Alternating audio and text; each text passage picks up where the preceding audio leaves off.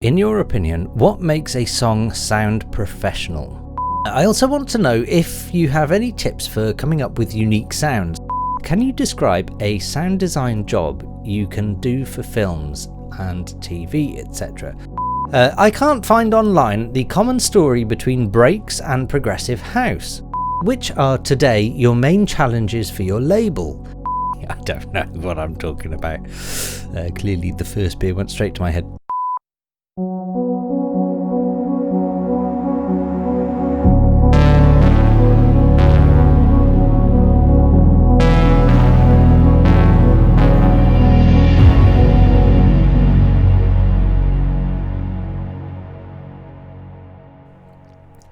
Hey guys, welcome to the Kane audio vlog. It is Friday. It's time for another Ask Me Anything.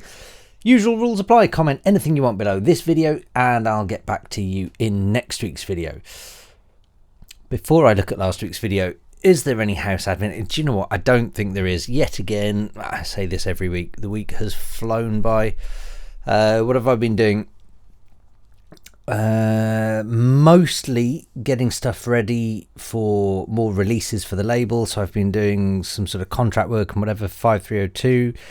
I have been putting together some video tutorials, but I'll talk more about that another time.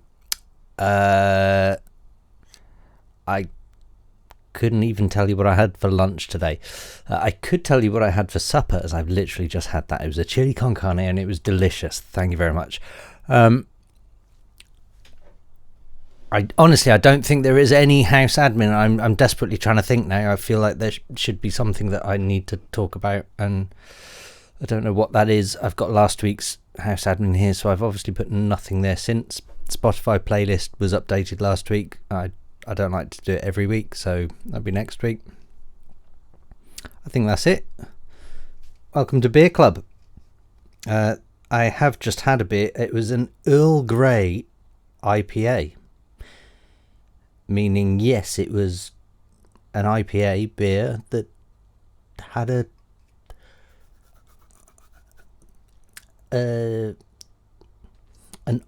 taste of tea, I suppose, is the only way you could describe it, an Earl Grey tea. And it was actually really nice, and also very strong. So hopefully I don't pass out, because here's a Polly's India Pale Ale Sunshine Type. Polly's Brew is a highly recommended company. I don't know how strong this is, but they're based in North Wales. So there we go. That's what beer I am having this evening. It's hazy. Right. While I'm pouring this, let's just crack on and have a look at last week's video. Starting at the top, Nelil. Hi Dom, Master, high five. It's been almost 2 years since I last commented. Well, there we go. Welcome back.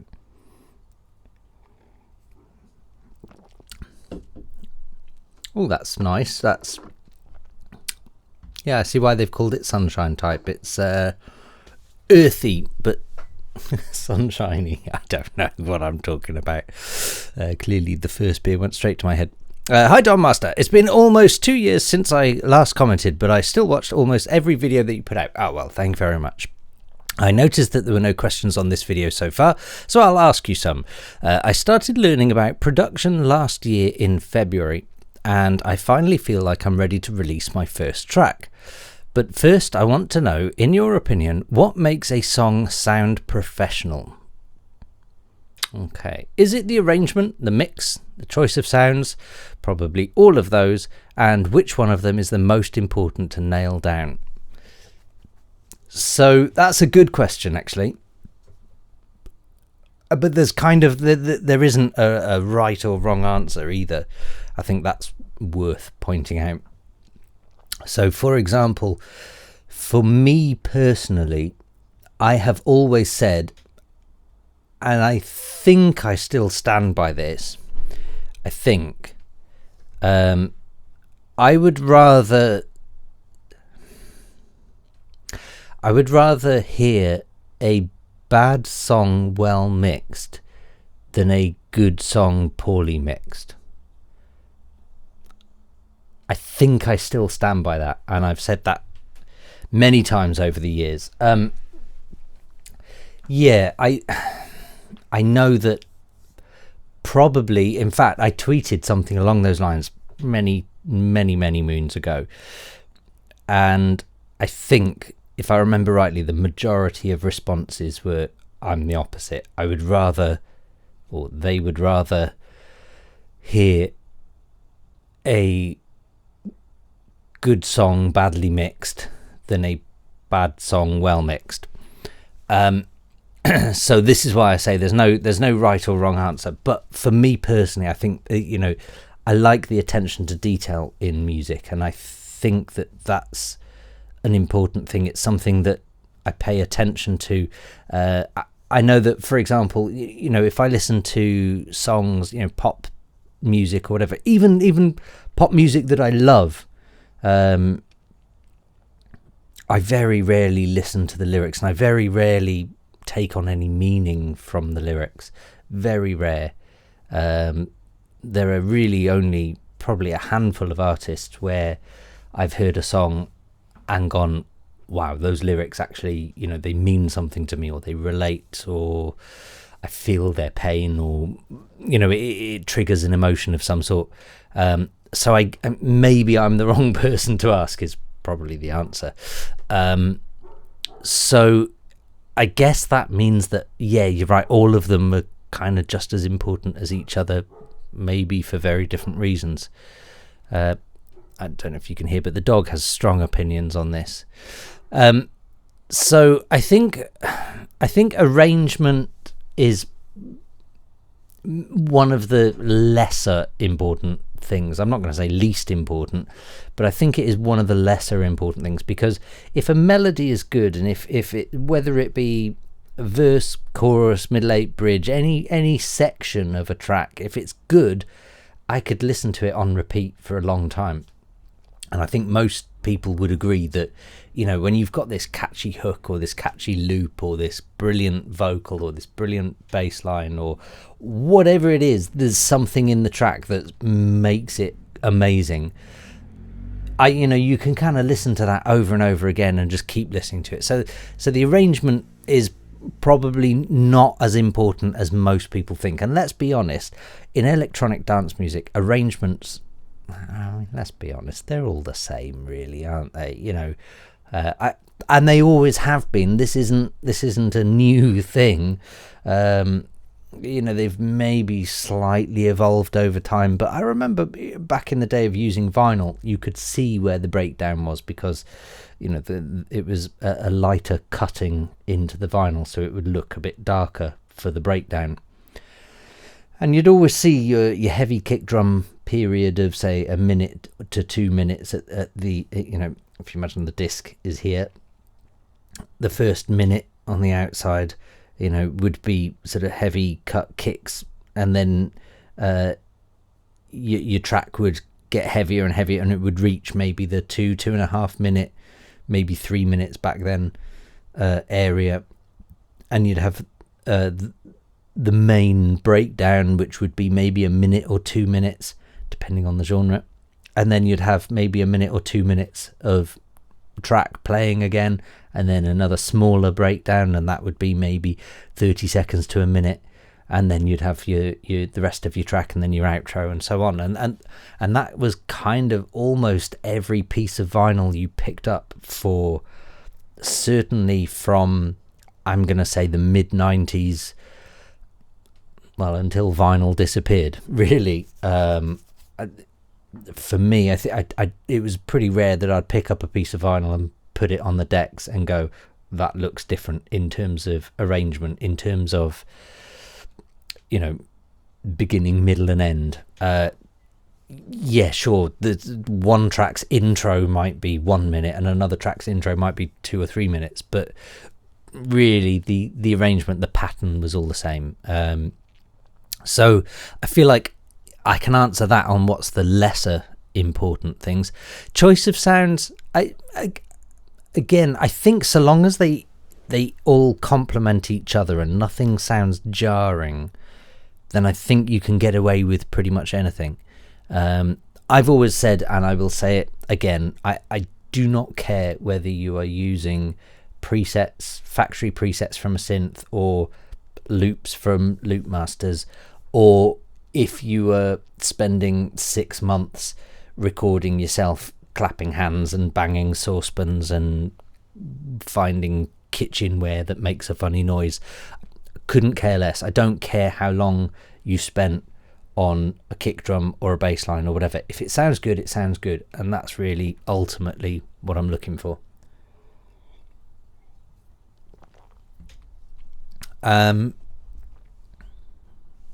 Yeah, so I think that's where I'd rate them. Is arrangement would be down the bottom somewhere. Choice of sounds, I mean, so long as they're good, clearly they need to be good, and this is the thing.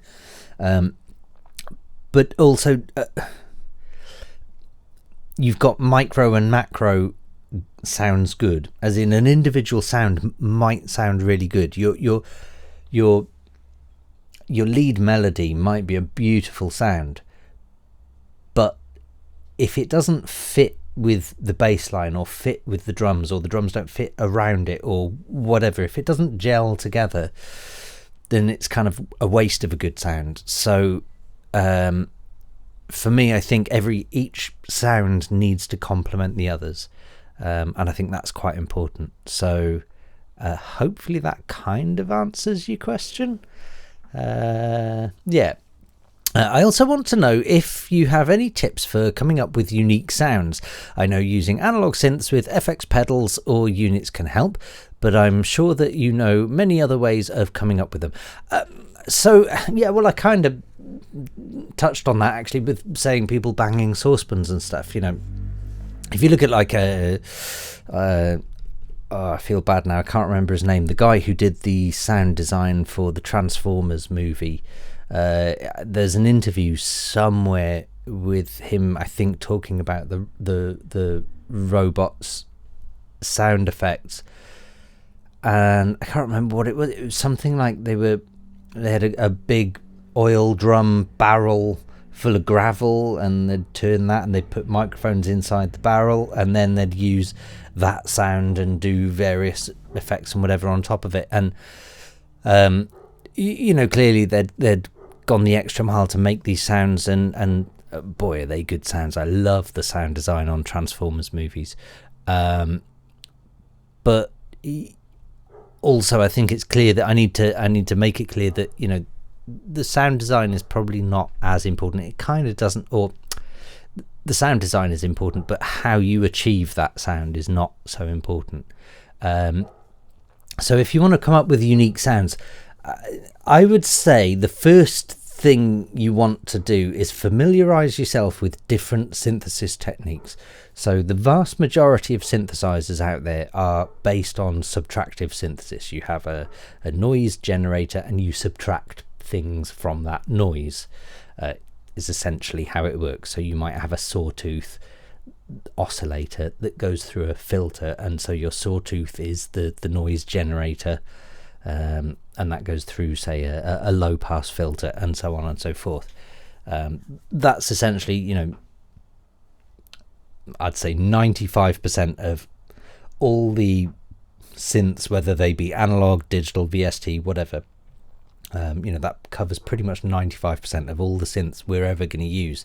So if you're looking to make unique sounds, then you kind of want to avoid subtractive synthesis. So I would look at things like additive synthesis, Native Instruments Reactor. My mind's gone blank again. What's the synth in Reactor? I'll put it on the screen in a moment, or any second now, I'm sure. But yeah, you know, there are a few additive synths out there, and I'm sure hopefully other people will be able to recommend them. But if you look into FM synthesis, or any sort of the modulation, or you've got things like physical modeling, is probably not a route you want to go down. But I guess if you're looking to make unique sounds, then things like FM and additive synthesis are probably the routes you want to explore, because they're just not used as much. They're a bit more wild, I guess is the only phrase I can use. Subtractive synthesis, you kind of know where you are because you start with your saw wave and you filter bits out and you do this and do that, and you know, you add your ADSR, and it happens for you, and it's quite an easy thing to get your head around. Whereas things like additive synthesis is we can't picture in our head what 3 million added sine waves in certain frequencies added together become. We can't, so it all becomes very experimental from a certain point. Things like analog synths, you'll find some unique sounds with some unique synths, but I've always been as honest as I can be. You know, if you look at the Moog Sub 37, my absolute hands down favorite synth that I've ever owned is the Moog Sub 37. It's kind of unique sounding, but it's not drastically different. You know, I'm sure for the most part of the sounds that I create in my music with my Moog, I'm fairly sure I could recreate them to be very close using something like X-Verse Serum. It's not going to be exact, but let's be honest, if it's a bass line and it's covered in other melodies and bits and pieces, then, you know, who's really going to notice? So I wouldn't get too worked up on the idea of analog synths being massively different. I as much as I love analog synths, or I love outboard gear, I will always say that, you know, there's pretty much nothing that an analog synth can do that a digital synth can't recreate in one way or another. So but for me, and one of the reasons I love the Moog Sub 37, it's just because of the layout of it and because it's hands-on, and I like being able to touch and feel and play, and that's just something you won't get with a digital synth. But really, in the actual finished product, in the end result, is not so different. It's just a different process, a different way of getting there. So yeah, hopefully that helps. Cheers. Fanfan87, salut Dom Master, thanks again for the promo of my website, can't thank you enough for that. You're welcome. My questions: can you describe a sound design job you can do for films and TV, etc.? What kind of sounds do you create? Because I always work on mine, but can't imagine what kind of work you can do for clients, what they ask for, etc. I don't know if you mean me personally. I don't do sound design for TV film. I have done music for TV film, but not sound design. Sound design is a whole different ball game for TV film. So I think you've got two main categories that you can go down. There is the SFX, sound effects type stuff, which is, you know, your Star Wars movies, your lightsabers, I mentioned earlier on Transformers movies, the robots unfolding and folding kind of effects. Those can really be anything. I know that the voice of Wall-E was done using FFT transfers, or fast Fourier transfers, using the Kaima Pacarana, I think, or it could have been the Capybara. I think it was the Pacarana. So, you know, using FFTs basically, which is kind of experimental but a common sound design technique. It's, how do I explain it? It's kind of like wavetable synthesis in real time, if that's a thing. So I guess that's the kind of the obvious job for sound effects.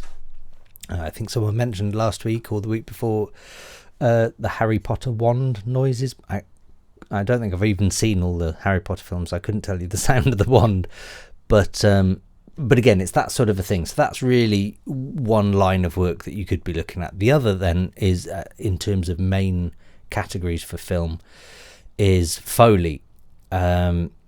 and definitely there are a lot of people who work in Foley, and you will have Foley studios set up in places like Pinewood, where you have the TV, the film studios, and in the Foley studios you'll have rooms that have like a gravel pit or a sand pit or a concrete floor and a carpeted floor, and you'll have sort of a stock room of different shoes and different things, and all sorts of weird and wonderful things. And that's so Foley sound design is I hate to burst anyone's bubble here, but in the vast majority of films you watch, pretty much 0% of what you're hearing is actually recorded when they're recording and filming.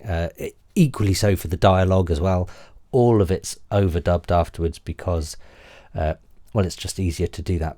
And equally so, again, I hate to burst people's bubble here, but things like nature documentaries, pretty much 0% of what you hear on a nature documentary was recorded with what you're seeing in that nature documentary. So the obvious Foley things are things like footsteps and whatever, and there are lots of sort of classic tricks that you can do. So for example, if you wanted to record the sound of rain, it's actually very difficult to record the sound of rain, believe it or not, especially if I wanted to record it here. I'm in Manchester, I'm in a big suburban area of a big city. For me to record rain, I mean, well, as you guys can tell, it's hard enough for me to record these vlogs and not have a dog barking or an aeroplane flying over or a lorry driving past or whatever. So for recording rain, what they tend to do is fry bacon. And if you fry some bacon and record that, it sounds exactly the same as heavy rain.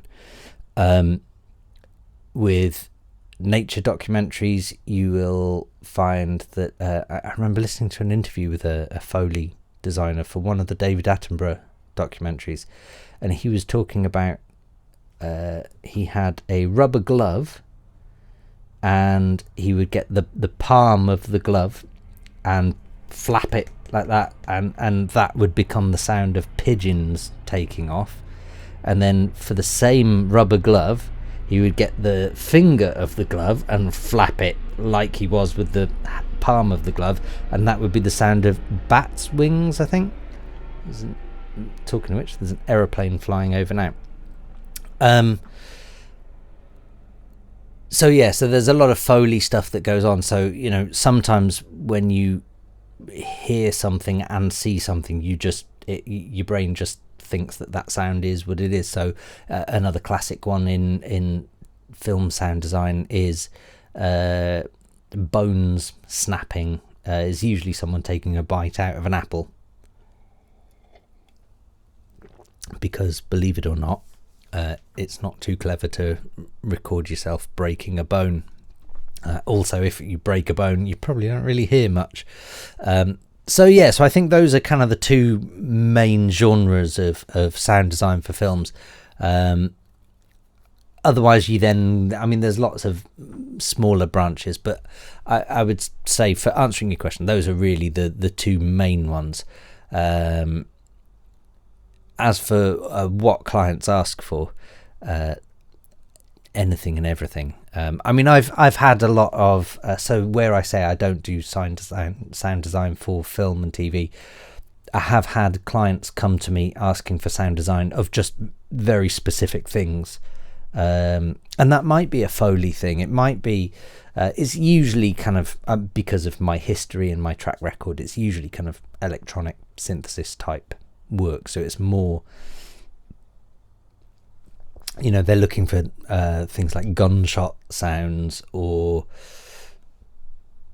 asking, what would a flying car sound like. And again, it's kind of, sometimes it's down to interpretation, because naturally I would ask, well, can you send me a picture of what you think this thing should look like, and then I can kind of work out, well, will it be jet engines, or will it be big propellers, or it's different every time, really. But yeah, there we go. I can't find online the common story between breaks and progressive house. Considering the amount the drums fill in old school progressive sounds and in your album too, can you tell us about it? I don't know if there's much that I can say really. And I don't suppose you would find much online because it was just a thing. So I am a lot older than probably most of the people watching this video. So I come from a time where EDM meant electronic dance music, and it was just pretty much all dance music. And I guess some people would say I like techno. I guess some people would say I like house. Maybe some people would say I like funky house. But really, you just like dance music, because if you like techno, you liked house, and if you liked house, you liked funky house. And it wasn't, people didn't argue over these things. It wasn't until maybe 10 or 15 years ago that people suddenly started saying one is better than the other or whatever. It was, until that point, it was just dance music. So that's probably why you won't find any real links between breaks and progressive house, because it was just dance music. And you know, if you look at Sasha being the prime example, I guess Sasha and Digweed still to this day are legendary, but back in the late 90s, for example, they were demigods basically. And I remember Sasha playing multiple breaks records, and you know, it never really, it certainly never occurred to me that, oh, he's playing breaks, that's different.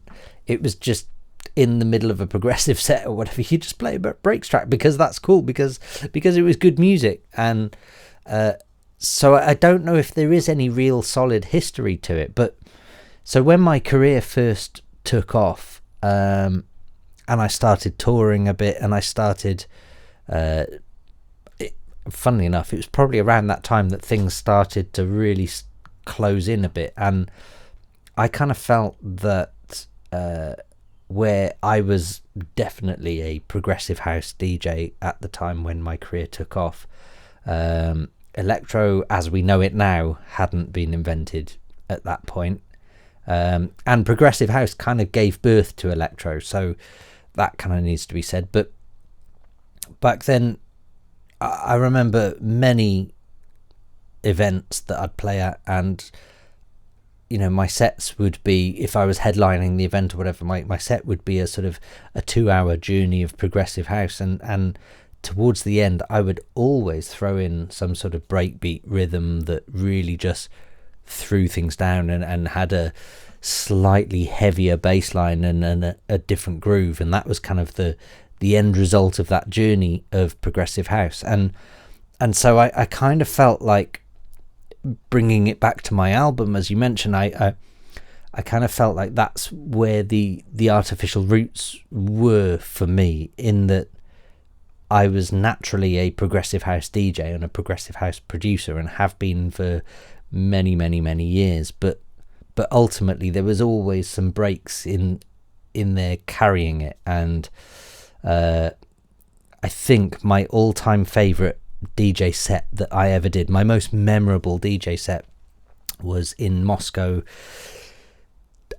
2005, I think, and it was in a club called A Priori. And I remember Deep Groove were playing in a club, apologies for that. My camera runs out at 30 minutes, and I've changed the software on my camera, and I can no longer see the time on the screen, so I have no idea when my 30 minutes is up. So I was playing in a club called A Priori in Moscow,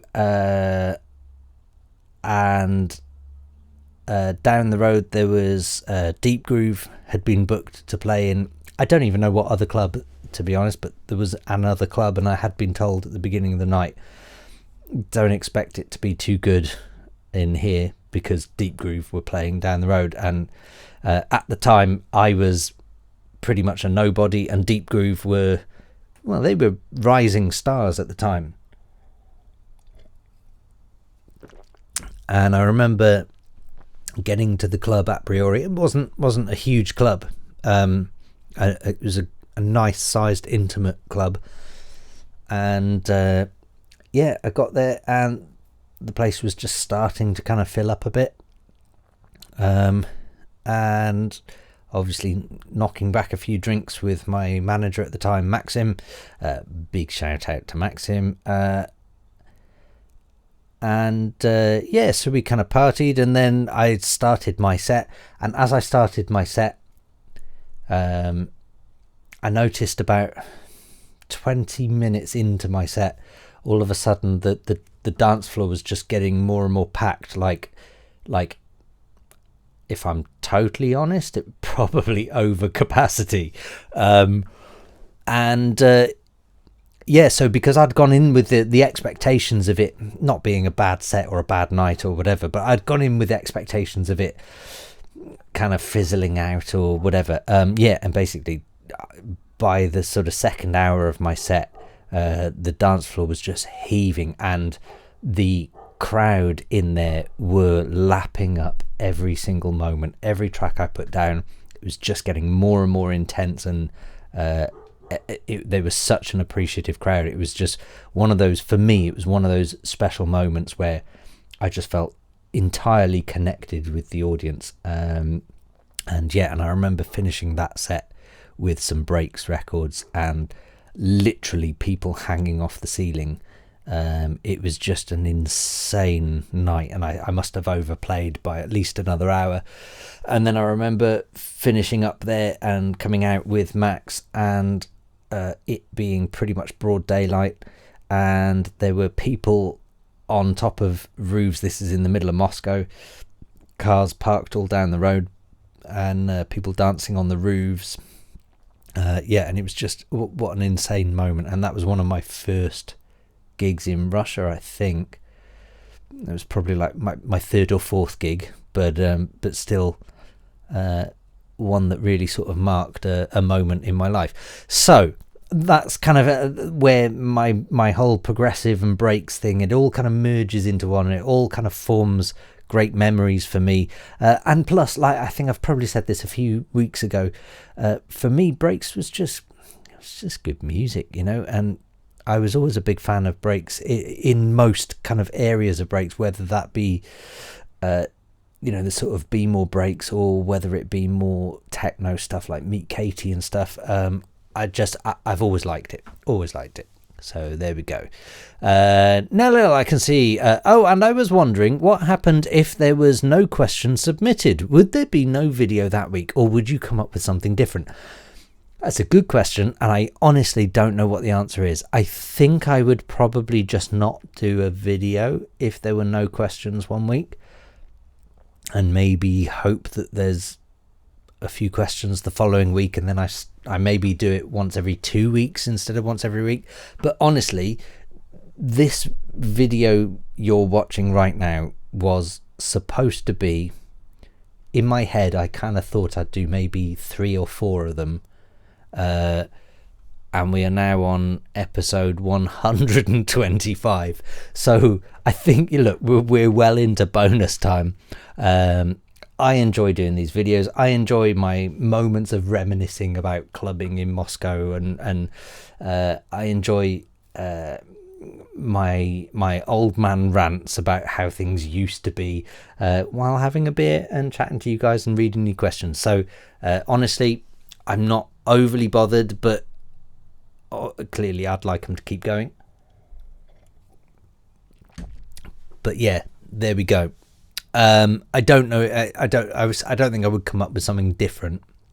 I kind of had grandiose ideas for this YouTube channel at the very beginning.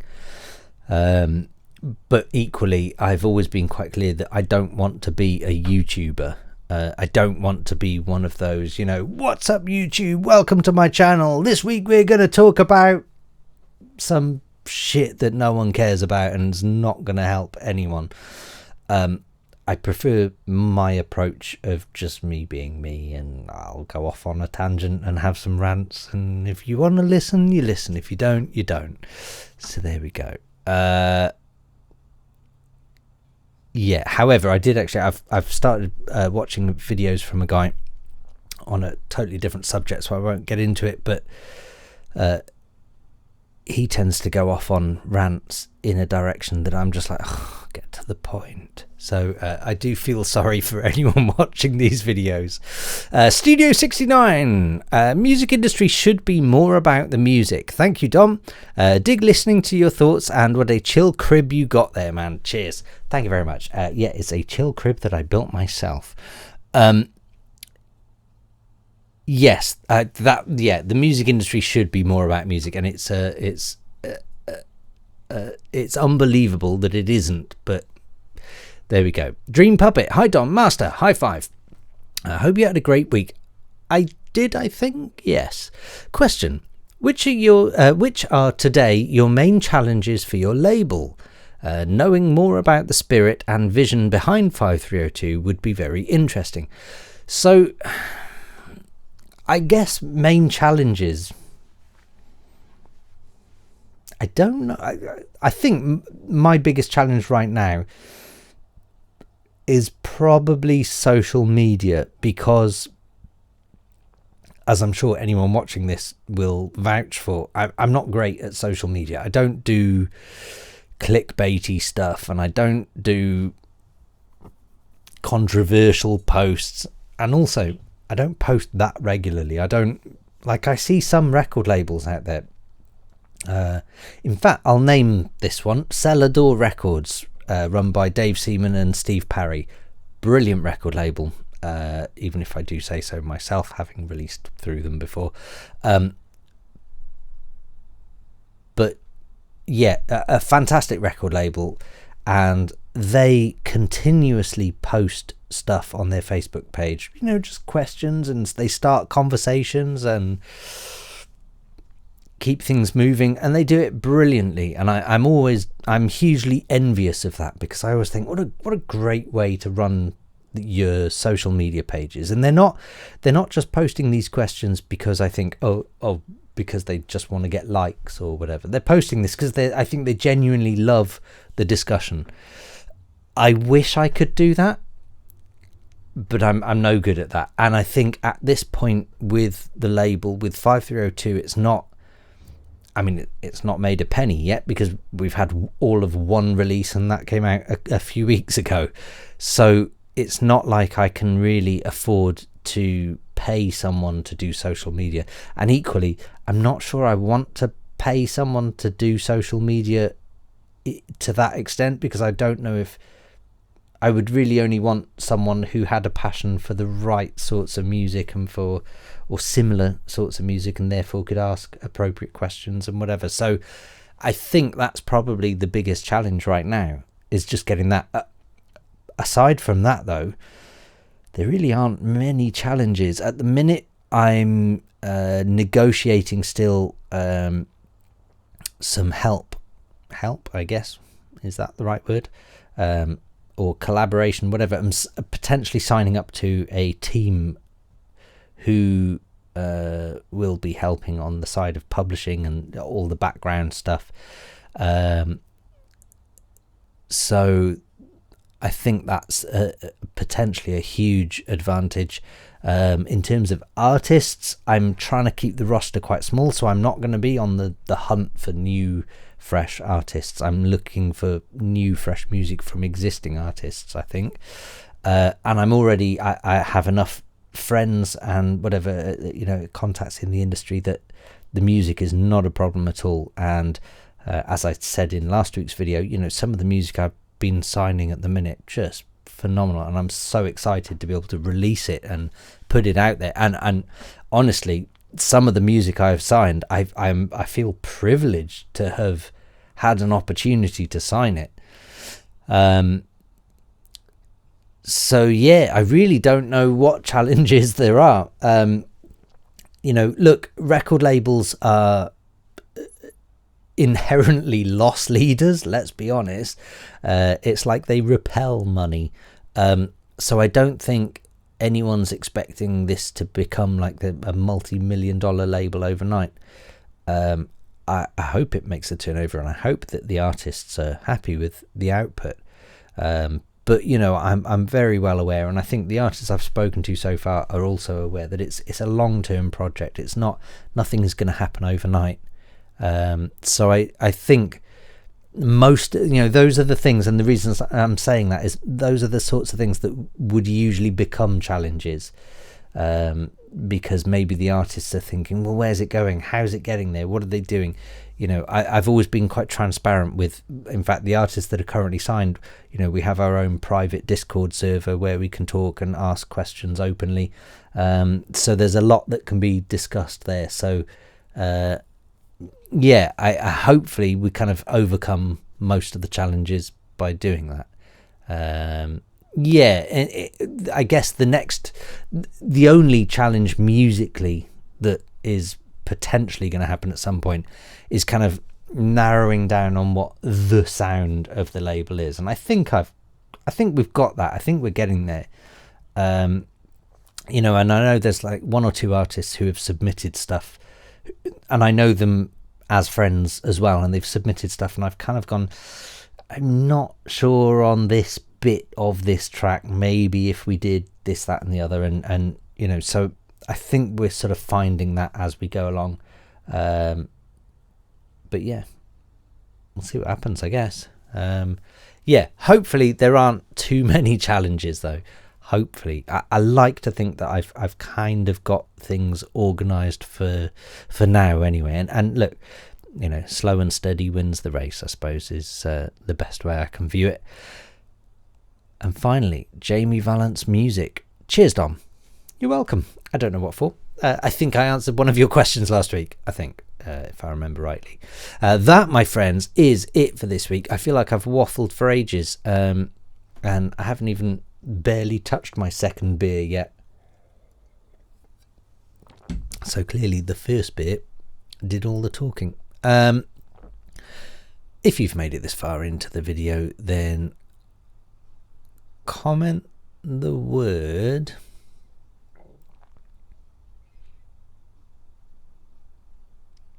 build, because somebody else has done an Ask Me Anything here, and it's, what was your most frustrating build? The hot seat. I don't even know what that is, or whether is that music related or car related, who knows. Anyway, comment the word build and you'll get a high five in next week's video. I honestly don't think there is anything else I need to update you on, so I'll see you this time next week. Cheers.